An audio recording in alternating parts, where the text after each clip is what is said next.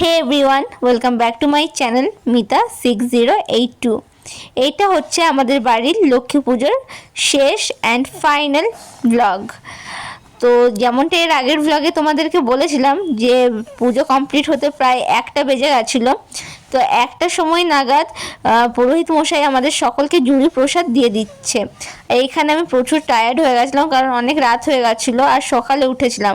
আর এখন আমাদের পুরোহিত মশাই অমৃত, চরণামৃত যেটা বলে সেটা দিচ্ছেন, যেটা পাতি বাংলায় চান জল বলে সেটা। এখানে আমরা সকলে চরণামৃত নিয়েছিলাম, তারপর সেটা পান করে হাতটা আমরা পরিষ্কার করে দেখি যে আমাদের পুরোহিত মশাই যে ভুজির চাল হয় যে সেগুলো সব গুটিয়ে নিচ্ছে, যেহেতু অনেকটাই রাত হয়ে গেছিলো। তারপর এটা হচ্ছে তার পরের দিনের ভিডিও। আমি এই সিম্পল ওয়ান পিসটা পরেছিলাম।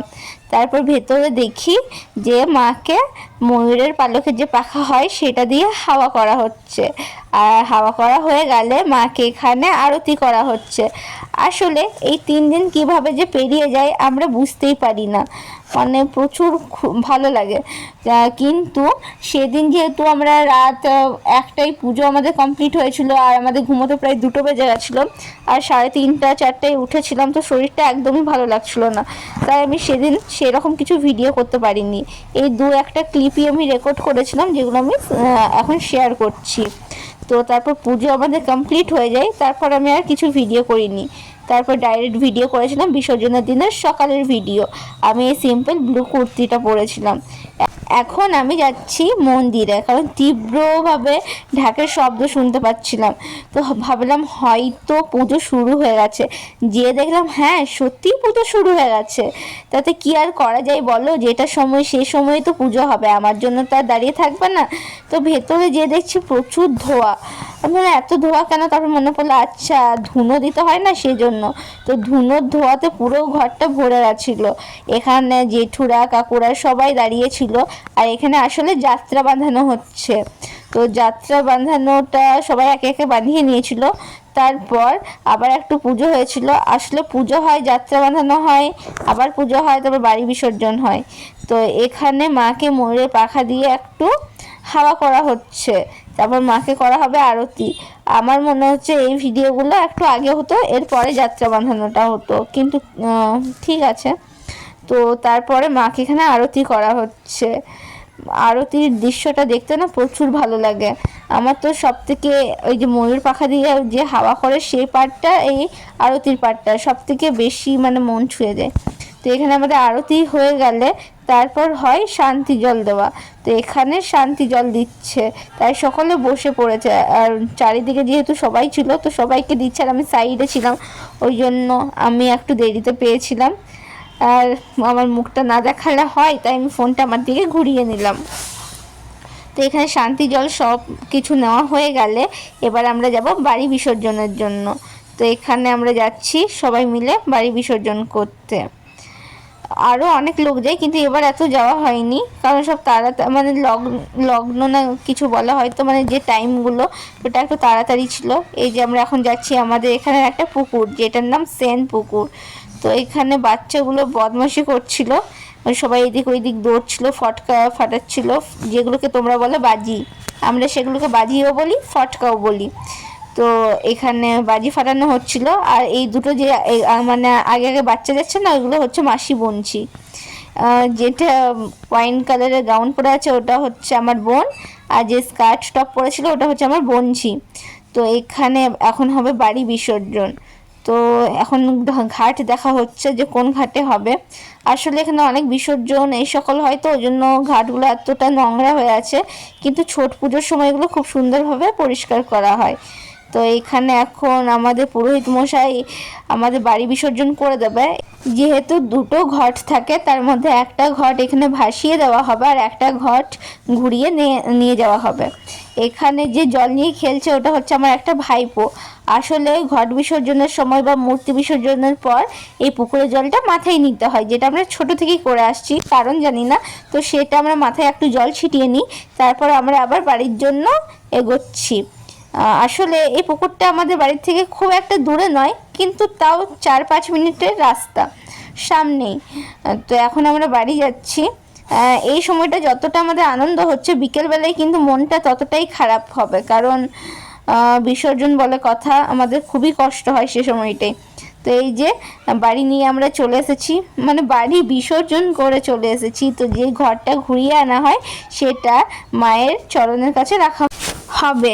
এই যে মায়ের বেদির কাছে ঘরটা রাখা হলো।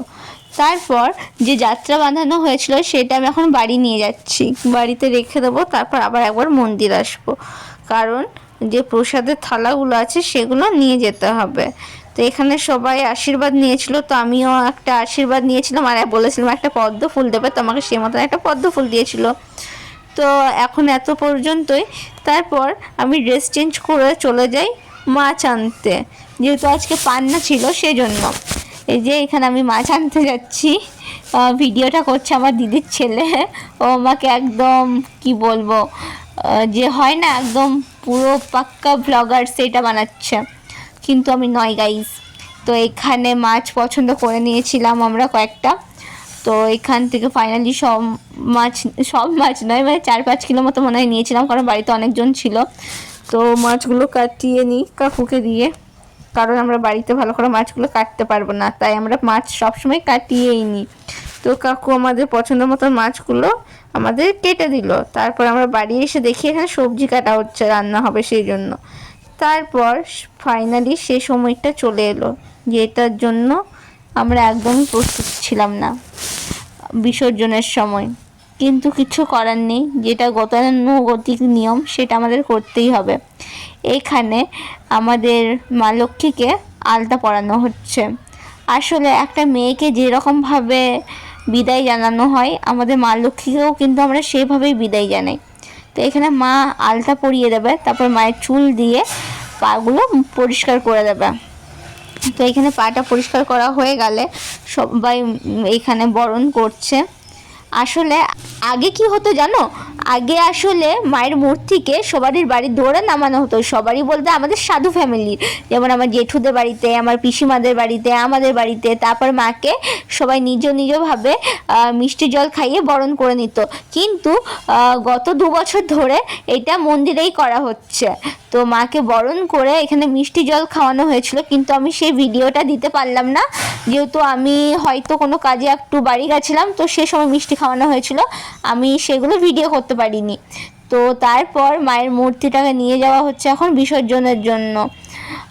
এই যে আমরা কাঁধে করেই নিয়ে যাচ্ছি, কারণ আমাদের যেহেতু সাধু ফ্যামিলিতে 4টে ভাগে পুজো হয়, মানে 1 বছর একটা জেঠুরা করে, আরেক বছর আরেকটা জেঠুরা, 1 বছর আমাদের, আরেক বছর আরেকটা জেঠুদের।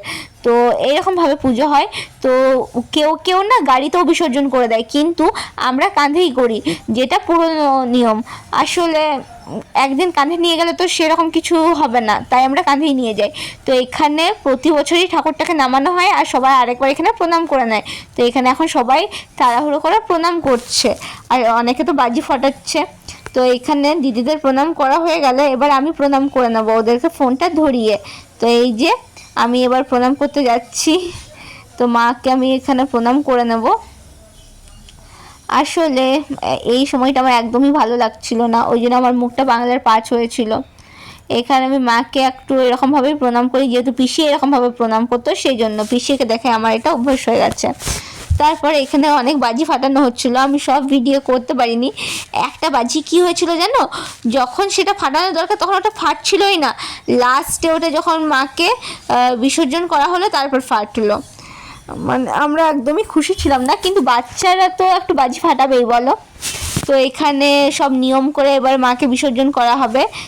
7বার না কয়েকবার ঘুরতে হয় না চারিদিকে, তো এরকম ঘুরবে, তারপর কোন দিক করে মাকে বিসর্জন দিতে হবে সেই মতন মাকে এখানে বিসর্জন দেবে।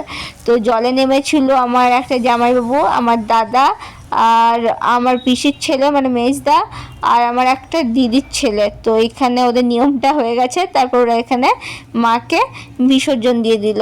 মনটা সে সময় একদম ভারী হয়ে গেছিলো। আমি তো ভিডিওগুলো এডিট করতে বসেও আমার ভালো লাগছে না, কিন্তু কি আর করা যায়। তো এখানে এখন বিসর্জন হয়ে যাওয়ার পর আমরা সকালে মাথায় জল ছিটিয়ে নিই, তারপর এখন আমরা যাচ্ছি বাড়ির দিকে। বাড়ি যাওয়ার আগে আমি একটু দোকান গেছিলাম, মেডিকেল শপ, আর আমরা একটু বাজারে স্ট্রিট ফুড খেয়েছিলাম। বাড়ি এসে দেখি এই বাচ্চারা ফটকা ফাটাচ্ছে, আর ওরা ওই যে এখানে একটা জাম পড়ে আছে মানে যেটা পাত্র, তো সেটার মধ্যে ফটকা ফটকা ফোটাচ্ছিল, তো সেটা একদম উড়ে গেছিলো, তো আমি ওদের বকাবকি করছিলাম। তো টাটা।